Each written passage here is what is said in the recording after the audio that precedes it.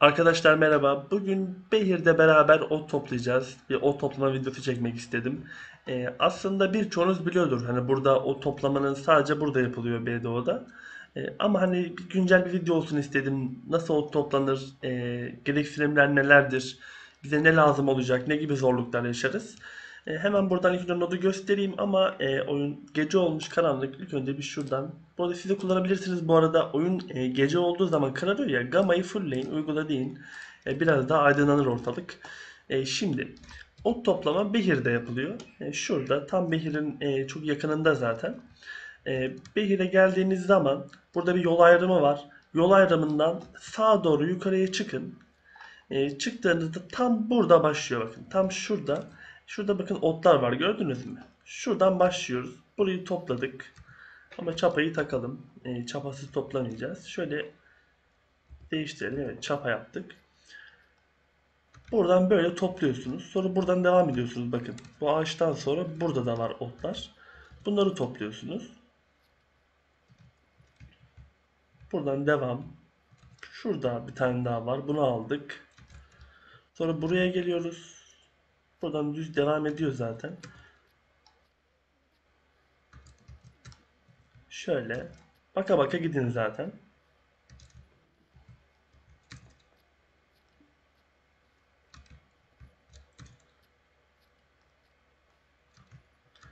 Enerjim de çok yokmuş ama hani sadece göstermelik yapıyorum zaten. Hani ne veriyor, nasıl toplanıyor onu görmek için. Buradan böyle toplayarak devam ediyorsanız burada geniş bir alana çıkıyor. Tabii benim grafik ayarlarım kötü maalesef. Bu ayarlarda oynamam gerekiyor ama bu geniş alanda şurada biraz daha bol var. Buraları alıyoruz.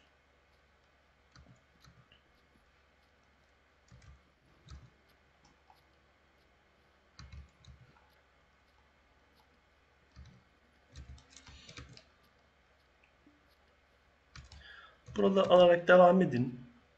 Bayağı da var burada bu arada. Envanteri de açalım görünsün ne geldiği. Bu arada bunlar kan topluyordum az önce. Onunla alakalı bir drop. Yani buradan kara kristal çok atmıyor. Buradan daha çok kara kristal de atıyor aslında. Saatte 60 tane atıyor ama hani o kadar da çok, yani 225 tane atmıyor. O kafanızı karıştırmasın. O bölgesi topladıktan sonra buranın ağacın önüne geliyoruz. Ağacın önünde var. Burayı topluyoruz. Buradaki toplama rotasyonu, yani gösterdiğim rotasyonda zaten hiç boşta kalmıyorsunuz. Bu da ağacın içinde bir tane daha var bu arada. Onu da almayı unutmayın. Hiç boşta kalmıyorsunuz. Yani siz tam döndüğünüzde diğer toplama birimleri de açılmış oluyor. Yani sizi bekletmiyor. Seri bir şekilde sürekli ot toplayabiliyorsunuz. Ben de toplamaya devam ederken bu arada bilgilendirme de yapayım. Şimdi ot toplamanın avantajları ne? Oyunda toplama XP en çok veren toplama ottur. Yani toplama kasmak istiyorsanız exp olarak ot toplayacaksınız. Bundan daha çok veren yok. Neden? Şimdi toplamada exp'in gelme durumu şu. Bu penceredeki ürünlerin miktarı değil, çeşitliliği. Burada çok fazla çeşit düştüğü için bize çok fazla exp veriyor. Yani mesela kan toplasanız bir tane kan verecek, yanına da işte sert keskin atıyor ya. Burada çeşitlilik çok önemli. Çeşitliliği çok verdiği için de çok fazla exp veriyor. Tabii bende kirpi de var açık. Kirpi de ek olarak buraya drop'e ekliyor bu arada. Şimdi kirpiniz olduğu zaman bu arada toplamanız artıyor. Daha çok materyal topluyorsunuz yerden. Hani ekstradan bir drop veriyor. Yukarıdan aşağı doğru da böyle devam ediyorsunuz. Bunu da aldıktan sonra başa döndünüz. Tekrar karşıya yürüyün. Bak bugün buralar gelmiş oldu. Buraları topluyorsunuz. Yani kısacası şöyle, bir daha toplamayayım. Buradan ala ala şöyle gittiniz. Bu ağacı geçtiniz. Bakın önümde görünüyor zaten. Burayı topladınız. Bu geniş alanı topladınız. Karşıya geçtiniz. Bu ağacın önünü topladınız. Bu ağaçtan buraya girdiniz. Böyle toplaya iniyorsunuz bu ağaca kadar. Bu ağaçtan tekrar karşıya. Sürekli halkaj ediyorsunuz. Peki şimdi bu otu topluyorum ama biz bu otu nereye depolayacağız? Şöyle şehire sürekli gidebilirsiniz isterseniz. Şehire gitmek de bir çözüm yolu ama uzak. Sürekli gitmek sizi yoracaktır. Burada bir ev kiralayıp evin içine konteyner koymanız gerekiyor. Konteyneri göstereceğim şimdi ama Behir'de ot toplarken burada ahır bekçisi olduğu için tamiratınızı yapabiliyorsunuz. Kamp çadırınız yoksa bu bir avantaj. Tamirata çok yakınsınız. Bunun yanında üstümüzü nereye boşaltıyoruz? Evi göstereyim hemen, bakın şu evi aldım ben. Buydu herhalde, bakalım bir aynen. Eve giriyorsunuz. Bakın bir tane konteyner var. Bu konteyneri depoculardan, oyundaki bütün büyük şehirlerdeki depoculardan 10 katkı karşılığında alıyorsunuz. 10 katkıya aldığınız bu depoyu eşya gibi böyle evinize koyuyorsunuz. R'ye bastığınızda depo açılıyor. Buradan deponuza materyallerinizi bir koyuyorsunuz. Mesela ben de yerleştireyim. Ben şimdi depo slotum az olduğu için oyundaki bütün depoları kullanmaya çalışıyorum. Daha çok bana yetmiyor aslında. Az da değil yani. Kamasilva 192 slot açık. Ama bana yetmiyor. Şunları hemen bir yerleştirelim.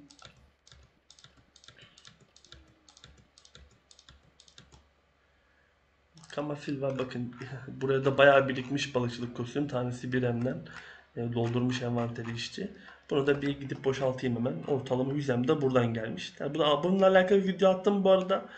Bu da AFK geliyor, böyle sürekli para kazandırıyor. Şimdi biz otları ne yapıyoruz? Topladık otları. Peki biz bu otları ne yapacağız?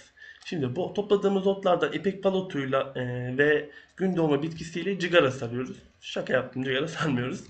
Şöyle, şimdi otları kullanmanın bir yolu var. O da şu. Bu otlardan daha kasıt burada meyveler var. Şimdi toplamada, ot toplamada en önemli bize durumumuzda en çok lazım olan şey meyveler. Buradaki meyvelerden üretim yapabilirsiniz. Kızıl alev meyvesiyle yenileme yağı üretiliyor. Doğa meyvesiyle de ruh parfüm iksiri üretiliyor. Yani bunlar değerli oluyor. Bunları pazara atmayın. Bunları üretebilirsiniz. Ot toplarken bir de bunlardan bir bakayım tekrardan. Evet.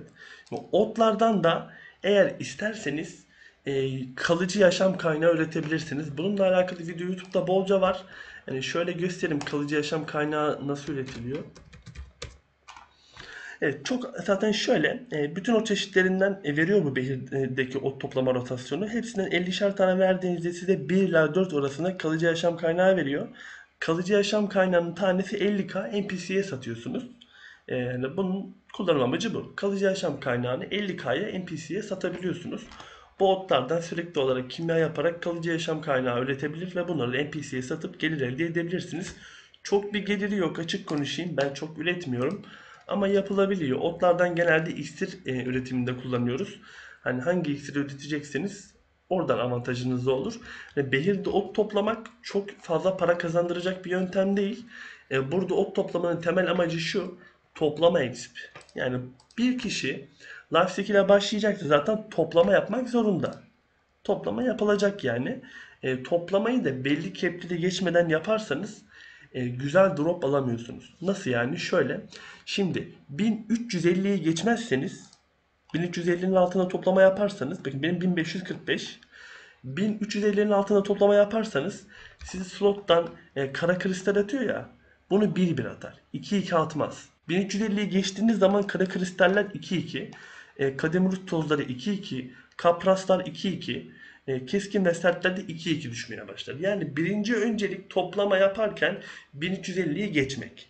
1350'yi geçmek için de çok fazla takı almak istemiyorum diyorsanız gelin Behir'de ot toplayın, exp kasın. Kastığınız exp'ten sonra 1350'yi geçtikten sonra istediğiniz rotasyonlarda gidip toplama yapabilirsiniz. Ama toplamaya başlayacağım diyorsanız başlayacağınız yer burası. Oturup burada günlerce, saatlerce ot toplayıp ilk önce birazcık yaşam leveli kasacağız. Toplama yaparken XP nereden alırız? Birincisi, toplama kostümü ben Manos takıyorum ama gümüş işlemeli, hemen göstereyim bir tane.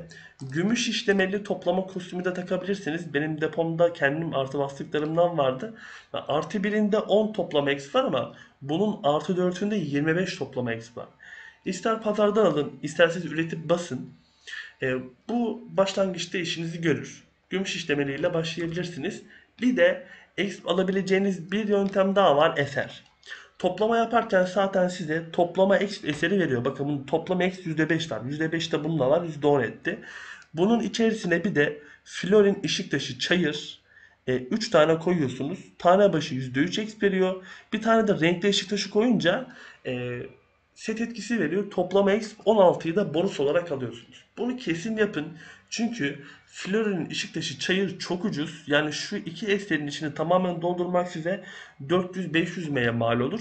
Ve siz buradan 16, buradan 10, oradan 26, hani 30-35 toplama exp alıyorsunuz. %30-%35 toplama exp inanılmaz güzel bir oran. Kesin yapın derim. Toplama XP oranlarını gelin buradan alın. Burada başlayın Florida toplama yapmaya ve level kasın. Çıkan materyallerden zaten böyle çıkan işte serttir, keskindir, karataştır, kaprastır. İhtiyacı olan kullanır, ihtiyacı olan satar. Gelir elde edebilirsiniz. Bu arada toplama yaparken klandaysanız yaşam görevlerini kesin yapın. Buradan yaşam görevi açın. Zaman içerisinde güzel para veriyor. Yani oturup 4-5 saat toplama yapıyorsanız klan görevlerinden 300M, 400M, 250M arası nakit akışı gelir. Bu da hem klanınıza faydası olur, klan becerilerini açmış olursunuz. Hem de size de ek bir gelir olmuş olur. Bunu gözden kaçırmayın. İkincisi, eğer o toplamadan elde edeceğim materyaller benim işime yaramıyor. Yani otları falan ben bir şey kullanmayacağım. Buraya F kasmaya geliyorum diyorsanız Agris açmazsınız. Agris'i kapatıp toplayın. Exp almanıza bakın. Ee, Buradan da hani toplama levelinizi kasmış olacaksınız. Oyunda hangi toplamayı yapacak olursanız yapın. Toplama X kesinlikle lazım. Öncelikle toplamaya Behir'den başlanır. Toplamayı sıfırdan başlayacak bir adam Behir'e gelecek. Günlerce toplayacak açıkçası. Bu net bir şey. Bir ev lazım olacak. Bu konteyner 10 katkı. Bu evde 2 katkıya gidiyor. 12 katkı maliyeti var. Buradan sürekli olarak exp kasabilirsiniz. Bunun dışında hani videoyu bitirmeden önce şöyle bir bilgi de iletmek istiyorum sizlere. Videolarımı şu an tabii daha yeni video çekmeye başladım. Çok bir izlenme oranım yok ama benim elimde tabii birçok içerik var. Siz eğer ben şunu öğrenmek istiyorum, şunun videosunu çeker misin diyorsanız bana bunu yorumlarda iletin. Hani istediğiniz videolara daha öncelik vereyim. Çünkü ben BDO'da şu an birçok içeriği zaten biliyorum. Yani yıllardır oynuyorum. Kendi yaptığım bir sürü meslek var. Bütün slotları döndüm neredeyse oyundaki. Bütün görevleri de yaptım. Yani bu noktada sadece videoları atacağım sırayı belirlemiş olursunuz. Ben çünkü her şeyi atacağım. Yani bu kanalda 1000-1500 video atmayı düşünüyorum en az. Siz bana bunu iletin. Ben şunu merak ediyorum. Şu slotu döner misin? Şu life skill'i yapar mısın? Şu üretimi yapar mısın? Neyi nereden toplarız? Gibi sorularınız olursa ben bununla alakalı videoyu da zevkle çekerim. Oyunda zaten birçok node bilinmiyor. Hani Life Skill'de mesela kurt kanı, tilki kanı toplamayı biliyorsunuzdur ama bir kertenkele kanının nereden toplandığı bilinmiyor olabilir. Çünkü çok yaygın toplanan bir şey değil. Onun dışında ne bileyim kökler nereden toplanır, çam özü nereden toplanır. Bununla alakalı zaten bir videoda atmıştım. Orada da hani nereden toplanacağını görebilirsiniz. Söyleyeceklerim şimdilik bu kadar. Bunun dışında herhangi bir şey de yok. İstekleriniz olursa lütfen bana iletin yorumlardan. Yardımcı olmaya çalışırım. Tabii bir olur da beğeniyorsanız bir beğeni atarsanız da beni gerçekten çok mutlu edersiniz. Ben şu an YouTube'u hobi olarak yapıyorum. Yani benim için eğlenceli geliyor şu an bana. Bu beni motive etmiş olur. Beğeni, işte yorum veya abone olmak beni mutlu eder. Onu da aktarmış olayım. Hepinize iyi günler diliyorum. Hoşça kalın.